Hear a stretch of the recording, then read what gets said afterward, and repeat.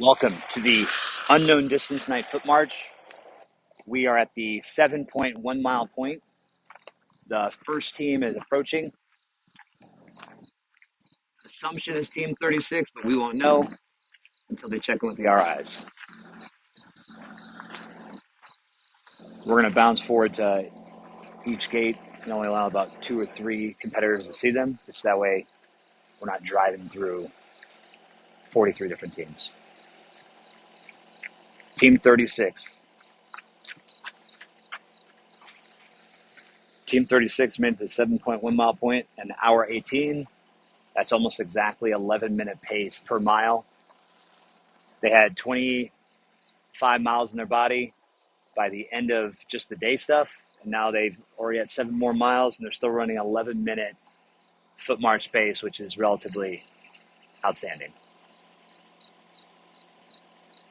Tonight, as we were driving away, it looked like that teams who kind of were just late to the ruck, they were still able to ruck if they wanted to. They just took out their IBAs, their plate carriers, put them in the ruck, shifted some items, made sure they had some emergency equipment like phones and tracker systems, and then they just got in the ruck. So like the ruck started 20 minutes before they got there, they just got back in the ruck line, and they're just 20 minutes behind that lead people. So there's a lot of grit, resiliency, never quit attitude, exactly what all of our Rangers to be. And that's what we were seeing there with those teams coming in for the overall range movement and then jumping right into the ruck without questioning it. It was awesome. It was awesome to see. That's what we train and create our Rangers to be, and they were leading from the front. It was awesome. All right, we have our second approaching team, approximately a minute behind the front team, so really not that far behind. Team 5-6.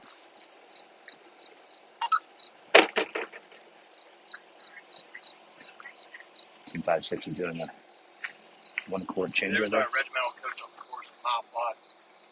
What? Yeah, interacting with that team. He passed 3 times. They're trying to figure out. Okay. We want to know what the result is. Penalty of some sort, I think. They're tracking. Okay.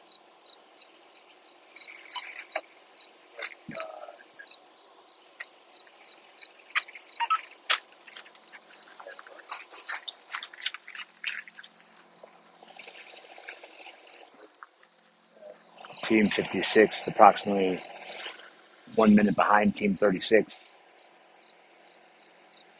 They just made a point to bring up a point basically to the Ranger instructors. During the competition, there are going to be times that you can ask for a reclama, meaning, hey, I think I should get a second chance because of whatever reason. It's up to the lane non-commissioned officer in charge or the officer in charge to make that decision to say, yep, I'll hear you out, or, you know what, I don't think your argument is good enough. Like, you're just going to have to drive on, Ranger. So Team 56 was kind of taking an opportunity to give their grievance, right?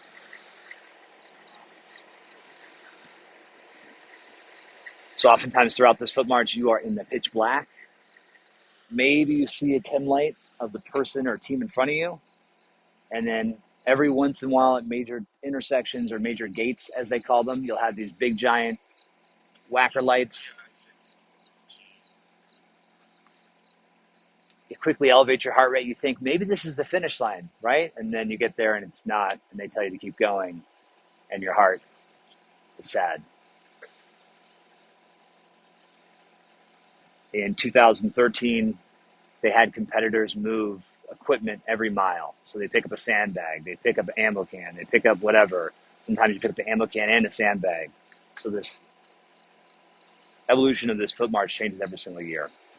So right now we're looking at it as just a unknown distance foot march. We still don't know what that finish time is going to be, but we do know if teams do not make it to this gate at an 18-minute pace, they will be dropped for not making time.